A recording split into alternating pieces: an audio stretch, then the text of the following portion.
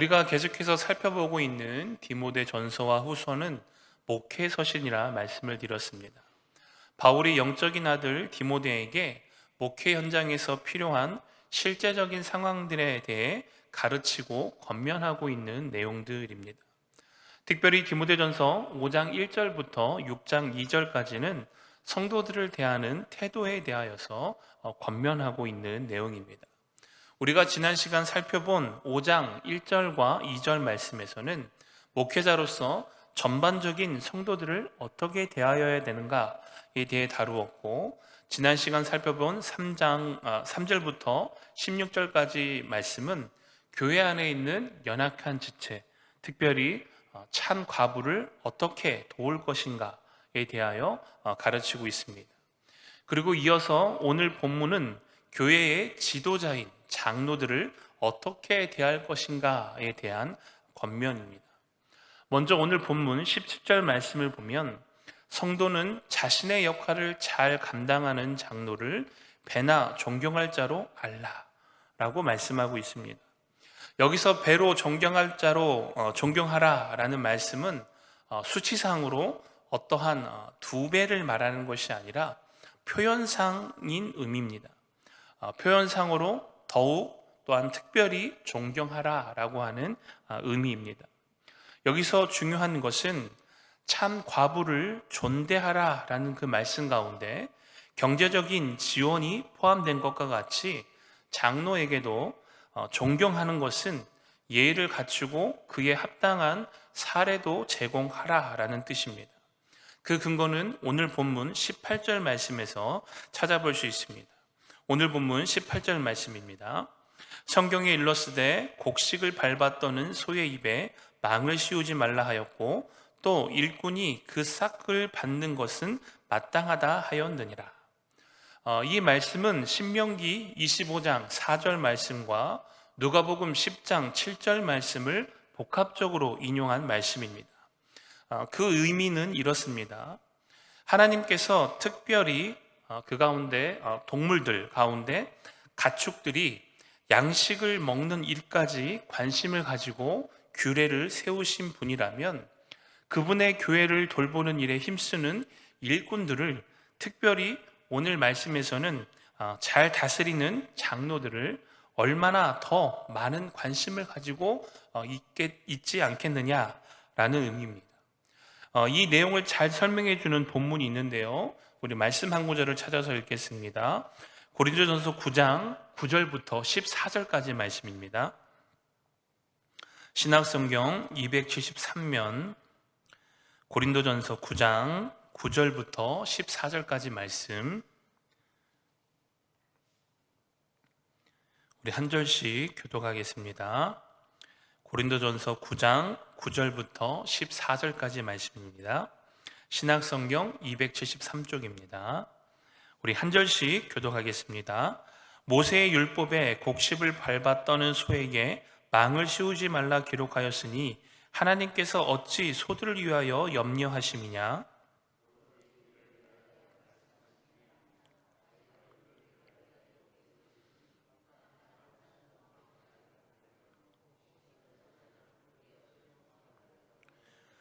우리가 너희에게 신령한 것을 뿌렸은즉 너희의 육적인 것을 거두기로 과하다 하겠느냐?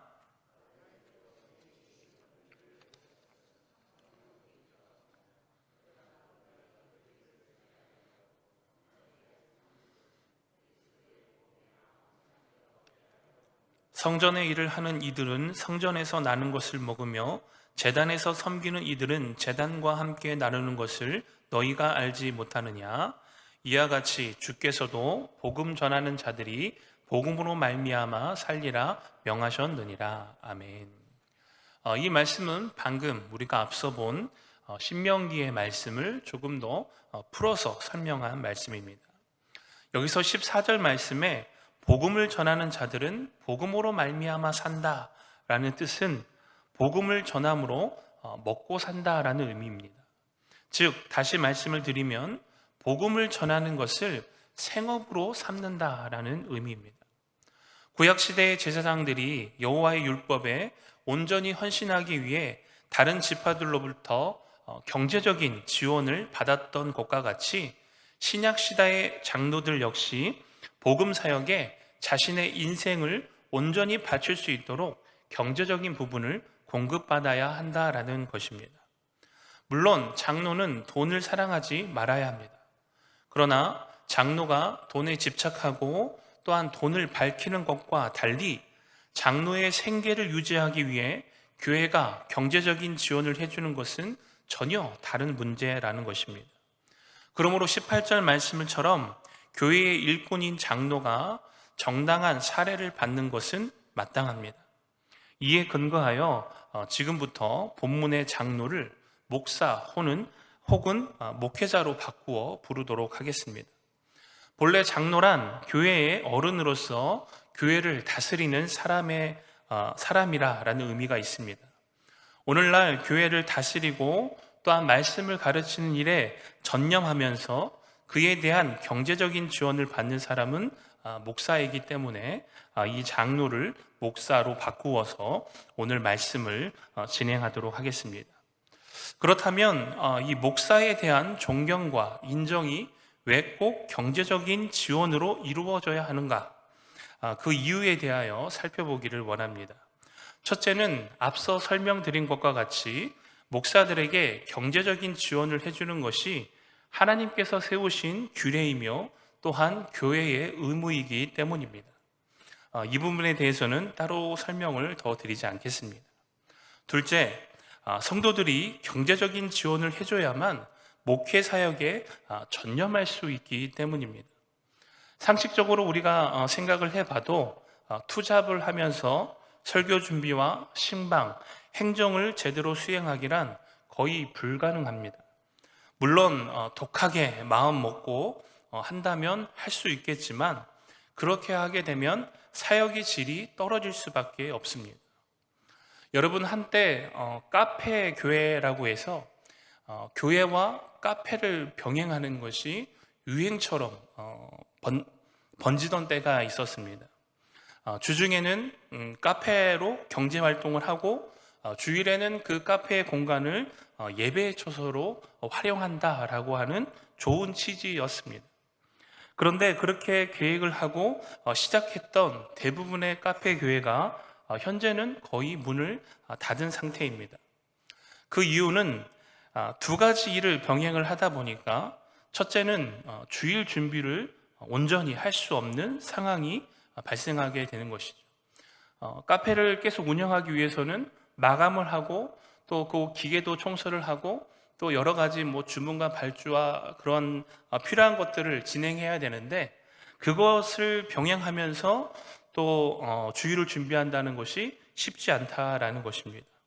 또한 집중하여서 말씀을 연구할 수 있는 시간도 부족할 뿐더러 결정적으로 성도를 돌보는 일도 여의치 않았기 때문입니다.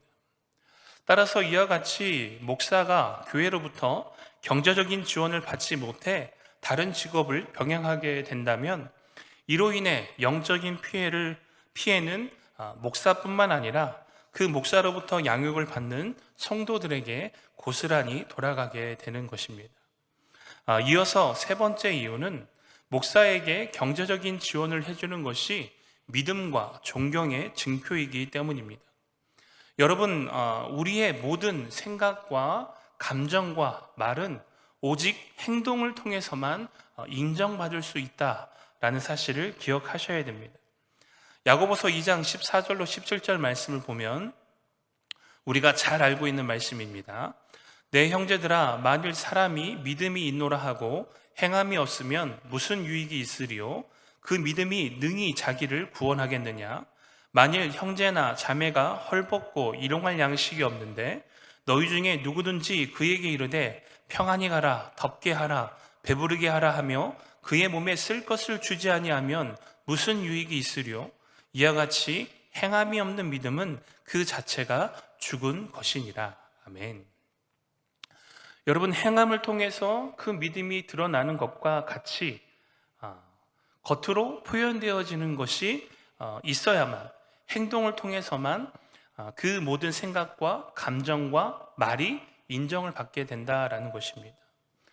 실제적으로 피부에 와닿는 예를 들어보도록 하겠습니다.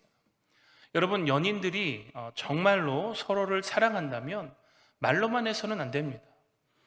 데이트도 하고 선물도 서로 주고받으면서 내가 당신을 정말로 사랑하고 있다라고 하는 것을 행동으로 실제적으로 옮겨야 한다라는 것이죠.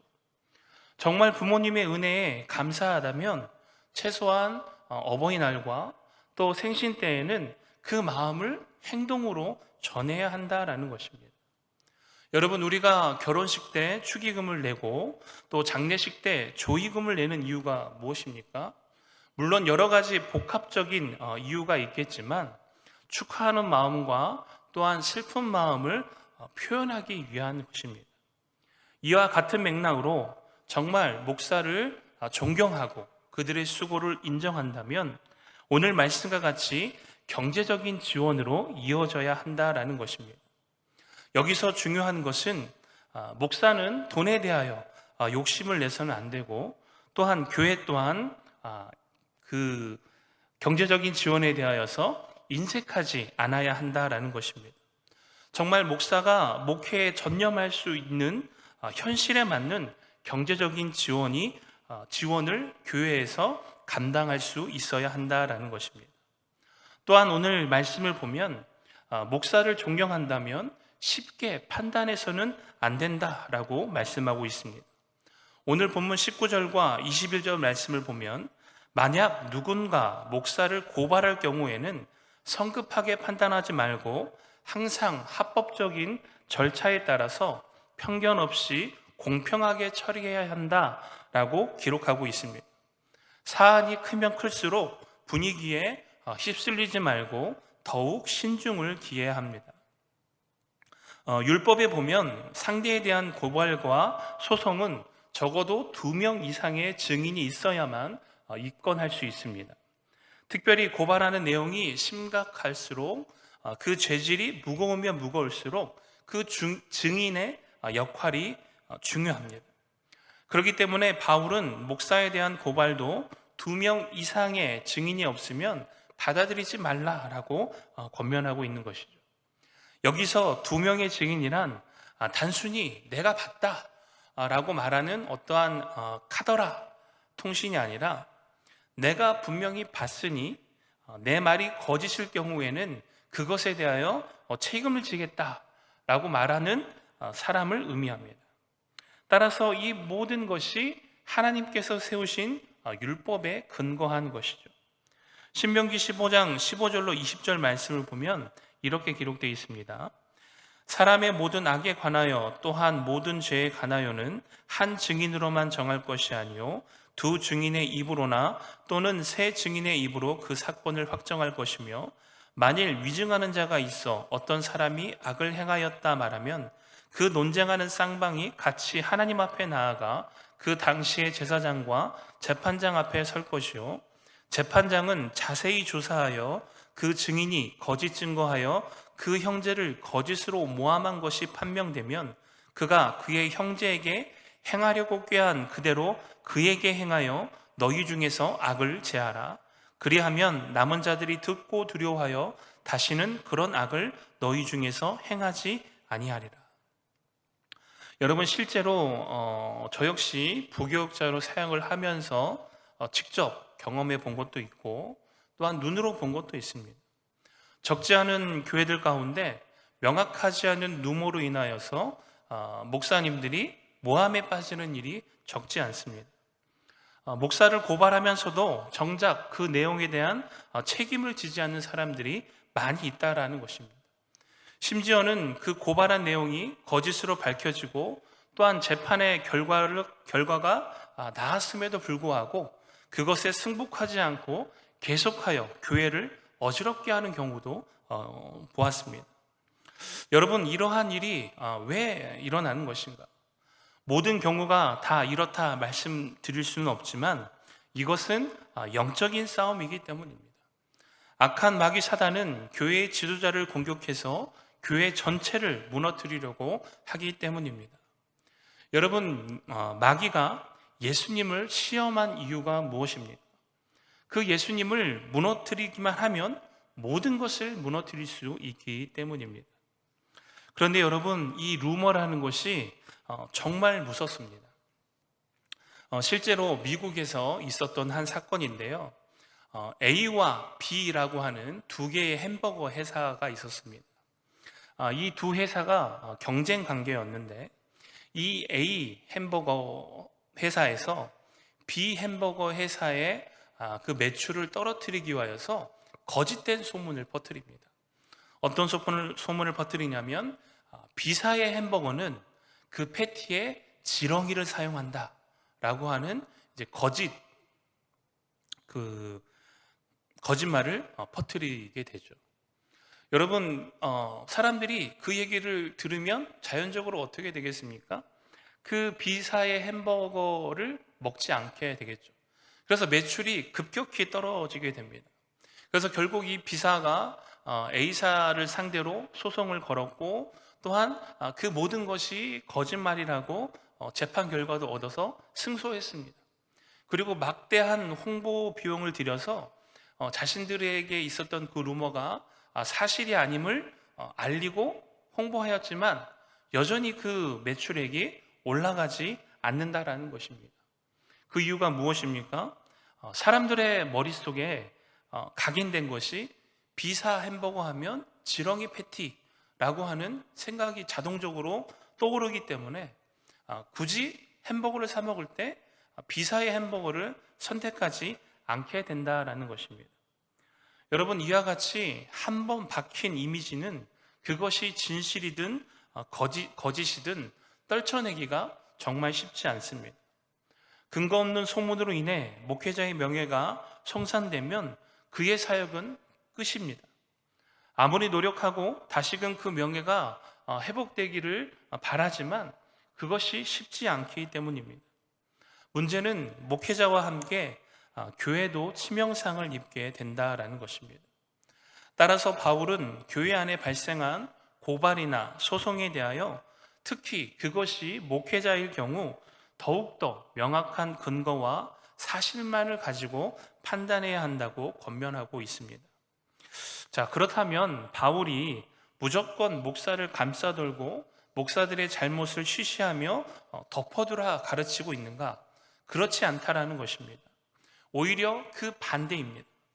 목사에 대한 고발을 편견 없이 불공평하지 않게 판단하되 그 범죄 사실이 분명하게 드러나게 되면 그때에는 철저하게 징계하고 다시는 그런 일이 발생하지 않도록 바로잡으라 라고 권면하고 있습니다. 그것이 바로 오늘 본문 20절 말씀입니다. 범죄한 자들을 모든 사람 앞에서 꾸짖어 나머지 사람들도 두려워하게 하라. 여러분, 이 목사에 대한 고발이 들어왔을 경우 성급하게 판단해서도 안 되지만 그 고발이 사실로 밝혀졌을 때에도 그냥 넘어가서는 더더욱 안 된다라는 것입니다. 목사가 범죄했다면 교회는 성도들 앞에서 철저하게 책망하고 징계해야 합니다. 그 이유가 무엇입니까? 그렇게 해야만 다른 성도들이 그 모습을 보고 두려운 마음이 들어 동일한 죄를 범하지 않게 하기 위함입니다. 오늘날 많은 교회들 안에 크고 작은 여러 가지 분쟁들이 끊이지 않는 이유가 무엇일까? 그 중에 하나는 바로 치리, 권징이 바르게 이루어지지 않고 있기 때문입니다. 콸비는 교회의 권징에 대해 이렇게 말합니다. 그리스도의 구원의 교훈이 교회의 생명인 것 같이 권징은 그 근육이며 그 근육에 의해서 몸의 지체들이 서로 결합되고 각각 그 자리에 있을 수 있다. 권징은 그리스도의 교훈에 반대해 날뛰는 사람들을 억제하며 길들이는 굴레와 같으며 나태한 사람들을 고무하는 박차와 같고 더 중한 타락에 빠진 사람들을 그리스도의 영에 유아함으로써 부드럽게 징벌하는 아버지의 묘와 같다. 칼빈은 교회에 반드시 권징과 치리가 있어야 된다라고 말하고 있습니다. 왜냐하면 그 권징이 있어야만 교회는 건강한 교회로 성장할 수 있고 또한 진리를 수호하며 보호할 수 있기 때문입니다. 사랑하는 성도 여러분, 모든 성도들의 모범이 되어야 되고 본이 되어야 할 목사가 오히려 성도들로부터 고발을 당하고 책망과 징계를 받는다면 얼마나 가슴 아픈 일입니까? 저 역시 오늘 말씀을 준비하면서 다시 한번 제 마음 가운데 다짐을 했습니다. 하나님 앞에, 또한 성도님들 앞에 부끄럽지 않은 목회자로서 본을 보이는 삶을 살아가야겠다, 다시 한번 다짐했습니다. 여러분, 목회자뿐만 아닙니다. 성도 또한 이러한 죄에 빠질 수 있습니다. 따라서 늘 코람데오, 하나님 앞에 서 있는 삶을 통해 우리 교회가 건강하게 세워져 나가는 교회가 되어지기를 간절히 소망합니다. 여러분, 이어서 22절 말씀을 보면 아무에게나 경솔히 안수하지 말고 다른 사람의 죄에 간섭하지 말며 내 자신을 지켜 정결하게 하라 라고 말씀하고 있습니다. 바울은 앞서 말씀드린 상황들이 애초에 발생하지 않도록 교회의 지도자인 목사를 세울 때 그 자격 조건을 잘 갖춘 사람을 세우라라고 권면하고 있는 것이죠. 그래서 아무에게나 경솔하게 안수를 하지 말라라는 것입니다. 또한 목사로서 다른 사람의 죄에 간섭하지 말라라고 권면하고 있는데요. 이것은 다른 사람과 함께 죄를 짓지 말라라는 것입니다. 그리고 더욱 자신의 선결을 지켜야 한다라고 말씀하고 있죠. 여러분, 그 이유는 분명합니다. 목사는 교회를 다스리고 또한 성도를 가르쳐야 할 책임이 있습니다. 그렇기 때문에 만약 목사가 잘못된 가르침을 전하게 되거나 혹은 진리를 가르치지만 그 진리대로 살아가지 않는다면 그것은 곧 직간접적으로 다른 사람이 죄를 짓도록 하는 것입니다. 더 최악인 경우에는 목사가 직접적으로 다른 사람과 범죄 행위에 연루되는 것이죠. 여러분, 몇 년 전 충격적인 사건이 있었죠. 청년부 사역을 담당하던 한 목사가 자신이 담당하던 청년 자매 3명을 추행하고 성폭행한 사건입니다. 최종적으로 5년 징역형을 받았고요. 안타까운 것은 그 사건으로 인하여서 그 목사님이 사역하던 교회가 풍지박산이 났습니다. 그 교회의 명예가 실추되어지고 또한 그 지역에서 더 이상 목회 사역을 이어갈 수 없을 정도로 사실상 그 지역에서 사역을 감당할 수 없는 상황이 되어버렸습니다. 여러분, 이것이 얼마나 가슴 아픈 현실입니다. 여러분, 우리가 기억해야 될 것은 시간의 차이가 있을 뿐 우리의 모든 죄는 언젠가 반드시 그 실상이 드러나게 되어 있다라는 것입니다. 오늘 본문 24절 25절 말씀에 이렇게 기록하고 있습니다. 어떤 사람들의 죄는 밝히 드러나 먼저 심판에 나아가고 어떤 사람들의 죄는 그 뒤에 따르나니 이와 같이 선행도 밝히 드러나고 그렇지 아니한 것도 숨길 수 없느니라. 아멘. 여러분, 의로운 재판장이 되시는 공의의 하나님께서 모든 것을 편견 없이 불공평하지 않게 심판하실 것입니다. 또한 죄에 대한 것뿐만 아니라 우리가 하나님 앞에 순종함으로써 행한 선행을 하나님께서 기억하시고 또 그에 합당한 상급을 우리에게 주신다라고 말씀하고 있습니다. 여러분, 이것이 우리에게 또한 위로가 되는 줄 믿습니다. 말씀을 마치려고 합니다. 오늘 바울의 권면과 같이 목사를 존경할 자로 여기시는 목사를 존경할 자로 여기시기를 주님의 이름으로 축원합니다.